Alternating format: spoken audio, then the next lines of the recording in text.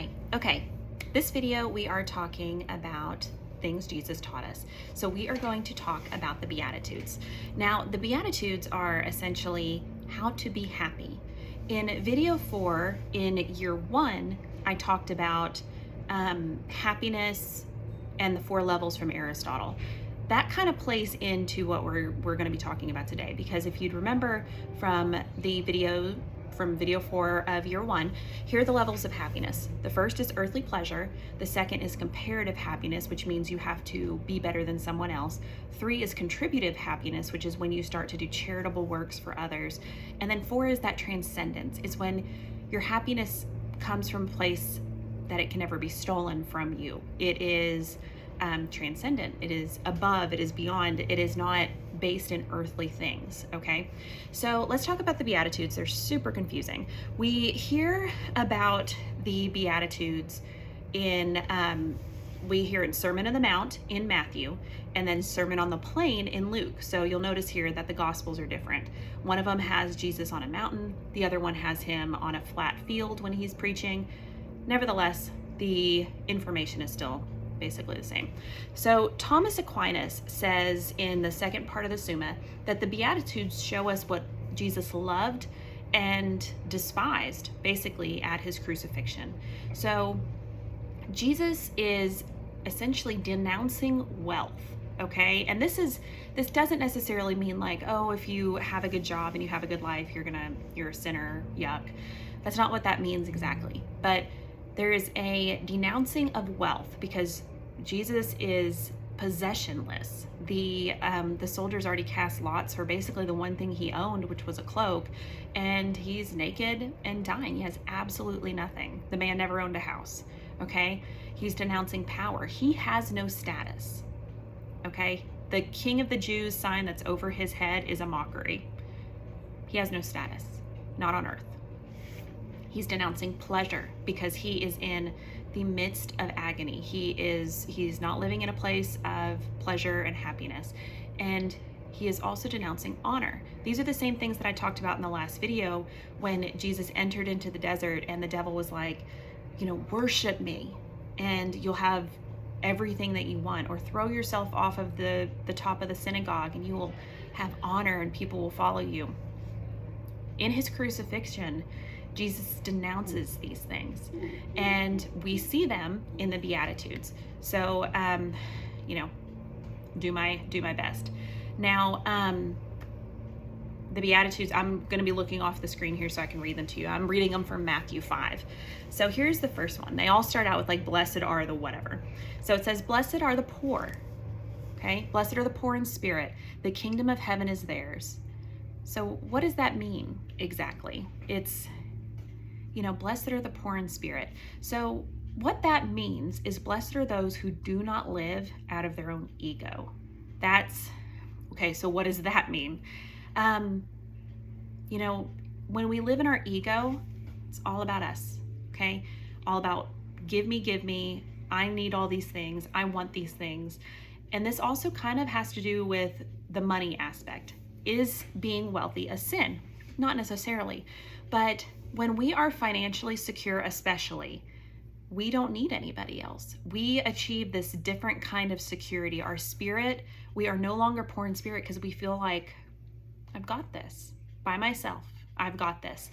I can keep it all together. I have enough money to pay the bills. I have money tucked away in case something bad happens. I'm set. I don't need anything else. So when we're talking about blessed are the poor in spirit, that's essentially the opposite of having everything you need to survive. Because is there a danger in being fully self-sufficient and only relying on yourself? Spiritually, yeah, there is. When we no longer feel like we need help, that's often when people no longer need Christ. A lot of people turn to Jesus, turn to God when they're in immense suffering. But when we have achieved that security on earth, with earthly things, we start to live out of our ego and we feel very secure. So that's what this is talking about. Blessed are the poor in spirit. Okay, so it's essentially you acknowledging, I need God. I can't do all of this by myself. Okay. Sometimes my prayer life looks like me just being like, help. Okay. But also when things are good, there needs to be an acknowledgement of, I still want you. This is, I love to parallel things with marriage. If you're in a healthy marriage, I'll say, because when you're with a partner, I don't look at my partner and think, I only need him for financial support. There's nothing else I need from you. It's not what this is, okay? I want all aspects of our relationship because that's what love is, okay? In every aspect of the relationship, not just, hey, I need something. Can you give me this? If you think about it in that respect, if that was what your marriage looked like, that would not be a healthy marriage. So when we're talking about being poor in spirit, we're talking about the acknowledgement of, I can't do this without you, okay? So there's our first one. The next one, blessed are those who mourn, for they shall be comforted. Okay, this one's fun. So blessed are those who are sad and pitiful. Also, they're doing the lawn out behind me, so if you hear that really cool noise, it's because they're weed eating. Okay, blessed are those who mourn. I'll phrase it this way. Blessed are those who are not addicted to feel-good feelings. So if your relationship with God is based on everything going great for you, that's not an authentic relationship, okay? So if you go through something that is challenging and you realize, it's hard for me to stay faithful if things are not going my way, this one's talking to you. Blessed are those who mourn. So blessed are those who can enter into suffering and still recognize that God is participating in their lives. If this is something that I struggled with, especially when I was younger. What I thought was, if I'm a well-behaved Catholic girl, nothing can get me. I'm fine. If I follow the rules, if I do everything my parents tell me to do, and I did, I was super well-behaved. And then guess what? Crap still happened to me. Bad stuff. And I was like, God, I have done everything I felt like was required of me with my behavior. My friends were partying and, doing all sorts of things. And I was the one that really bad things were happening to. And I didn't understand that. I just felt like, screw this relationship with God. There is no God. Because I did have an atheist period where I was just like, there is no God. This is all made up and it doesn't matter. So this one directly speaks to me. If you only have a relationship with God when you're getting absolutely everything you want, you have to reassess that relationship, okay? The next one, blessed are the meek, for they shall inherit the earth. Let me say this first. Meek does not mean weak. It doesn't mean that you are weak. Meek more means that you are a non-reactive person, okay? So if the meek shall inherit the earth, if you look at, let's take a group of people, and let's say that you have, your meek ones right here, and they all want, I don't know, we'll just say that they all want this, what is this? Pile of gold in the center. Usually the non-reactive meek people are not going to get into a fight over it. So they are not going to be the ones that you would expect to get that pile of gold. They inherit the earth. They are not going to be the ones that are going to be in first place. They're not the quick reaction ones. But God is saying this is who you need to be, okay? When we get to a situation where we want to argue, do we practice prudence? Do we practice listening or allowing things to happen? Or do we become combative?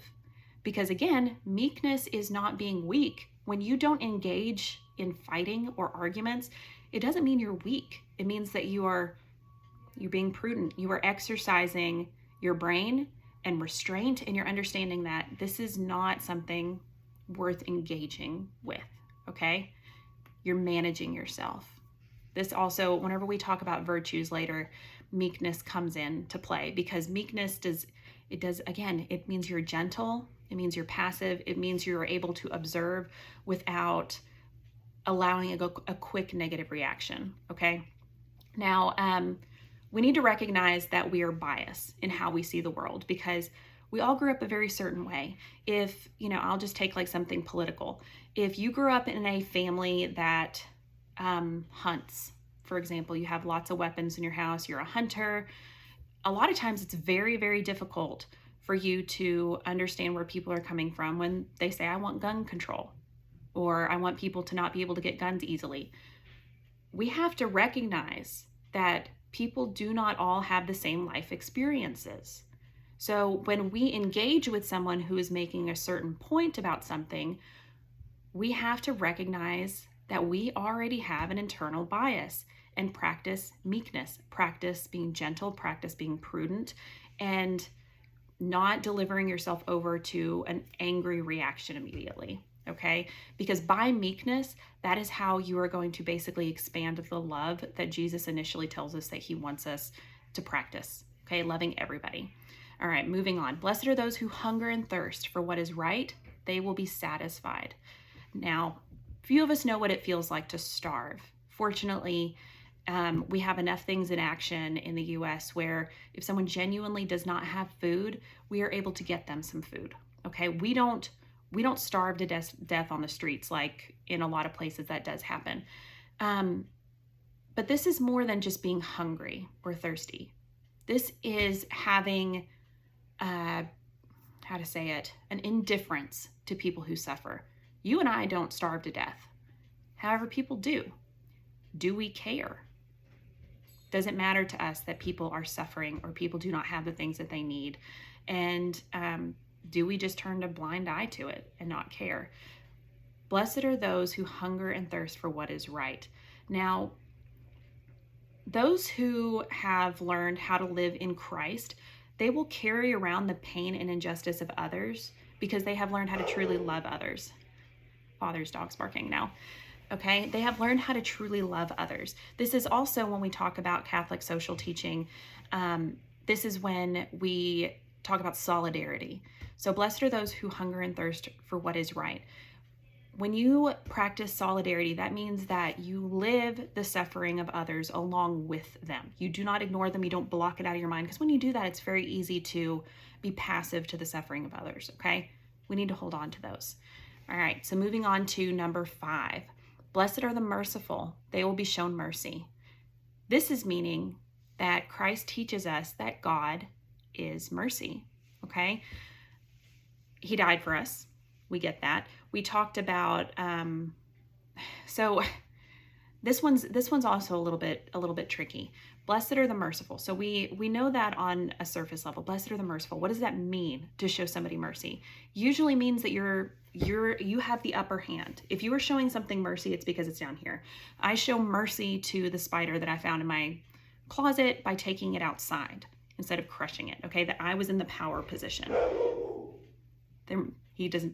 Vidal does not like the lawnmowers.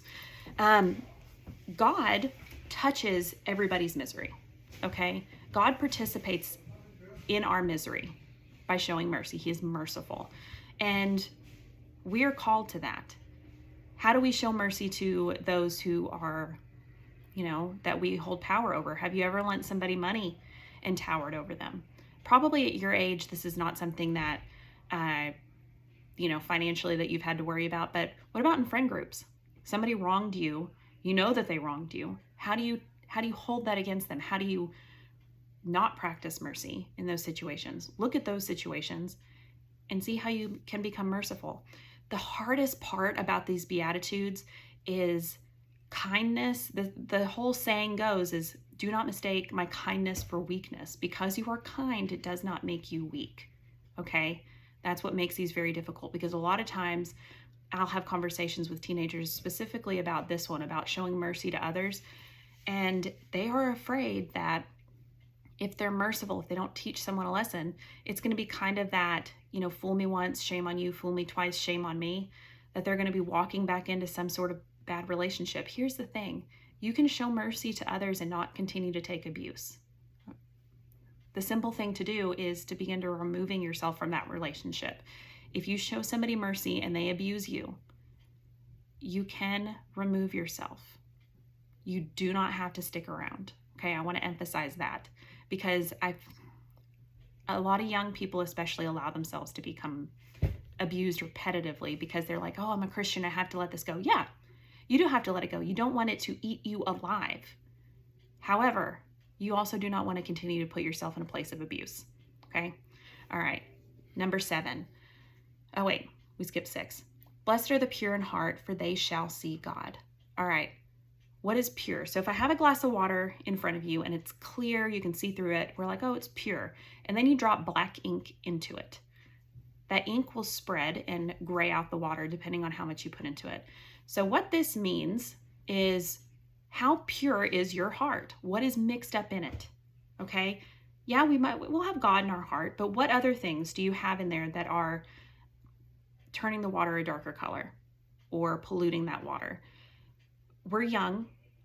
We're young. You guys most likely at this point are young, and you may not have gathered up too many awful experiences, okay? I will tell you that my cup of water had probably about 80 drops of black ink in it. It was pretty mucky in there, because you start to collect experiences that begin to cloud out God and that love and that peacefulness inside of you, that purity inside of you. You have to recognize what's happening. You have to recognize, I am consuming this pain right now, and it is essentially removing the purity and removing God's room in my heart. It's no longer pure. These are things that we have to constantly take inventory of, because you will go from a place of, I was so happy, it was easy to love people, to a place of, I'm shut down, I do not want to let anybody in, I do not want to communicate with others, I don't trust anybody. And often that'll then turn into, I don't trust God. So when it comes to keeping your heart pure, this is not necessarily saying like, oh, if you sin, you screwed up, it's over. No, it's not what we're talking about, okay? You're gonna get hurt, and things are gonna cause you to change inside. We have to keep track of what is essentially dripping into our pure cup of water, okay? Because God needs to still be able to remain there no matter what happens to us. There's other interpretations of this beatitude. I really like that one because I feel like it really, really applies to where you guys are at in life. You're still kids, but you're also in adult, complicated relationships too. So it's, anyway, there's other interpretations, know that. Feel free to Google them. All right, the next one. Blessed are the peacemakers, they shall be called children of God. All right, the peacemakers. This is pretty easy. There's 2 types of people you can be. You can be one who divides, and you can be one that unites. You guys are in a very politically charged environment. So you can be the one that is dividing people. I'll tell you, God hates division. You can be one that's a gossiper that creates an environment that is not peaceful, or you can be the person that's bringing people together. Now, here's a situation I like to bring up, because this is one of the few situations I feel like I handled better than others. So also keep in mind that just because I'm giving you guys an example of something that I feel like I did A-okay on, I have like 30 others where I didn't do a great job. So Catholics. There are a lot of Christian denominations that do not think that Catholics are Christians. It's kind of a confusing thing. And I had a man that was, he was kind of aggressive and wanted me to know that I was not going to go to heaven. I was not going to be saved. God didn't love Catholics, anything like that. Normally, the approach I would take is to either disregard, walk, just roll my eyes and walk away, or engage argumentatively. For whatever reason, I didn't this next time. And I told him, I guess I saw it differently. I could have been like, Catholics are fine, get away from me. Instead, what I chose to do instead of division was I thanked him. And I said, I want you to know that it means so much to me that you care enough that you want to save me, that you see me and you wanted to save my soul. You cared enough that you wanted to rescue me. And, I told him, I was like, I promise you, Catholics were baptized Christians. I explained a few things, and I was like, but thank you for caring enough to even engage in that conversation. And I will tell you, it completely diffused the situation, because ultimately, it very much so could have been combative, but we had this recognition in each other that there could be a kind, peaceful coexistence, I guess you could say. All right. Last one. Blessed are those who are persecuted for the sake of what is right, for theirs is the kingdom of heaven. This essentially means, blessed are those who have joy deep in their soul. This is when you get to a point, because persecution doesn't feel good. No one wants to be persecuted. And when we unite to Christ, though, even if we are in persecution, we carry around happiness. Okay? You have to get to a place where you recognize, I have Christ just burning inside of me. You have to surrender yourself to it, basically. People constantly think like, oh, I have to go find it. I have to go find Jesus and like collect him and stuff him in. No, he's already there. He's just waiting for you to throw your hands up and say, all right, I give up. You're allowed in, okay? That's the point that we're trying to get to. And once you start to feel that Christ really burning inside of you and recognize when the Christ in you is loving the Christ in someone else, you get this joy and you get this peacefulness that is something that can never be taken away from you, even when you're under persecution, okay? All right, so those are the Beatitudes. I want you to pick out a couple of the ones that were listed and explain how you've been dealing with them. Just like how I explained to you that, you know, the mourning, blessed are those who mourn. I was just like, this is bull crap, okay? Why would I be in a relationship with God if my life is going to turn out like this? All right, that was the one I struggled with. Pick out two and talk about how you have dealt with those situations, okay? So we will continue with things Jesus said, moving on after this one. And yeah, I don't even remember what video number this is. Maybe it's video 5. I don't know. Moving on. So have a great day.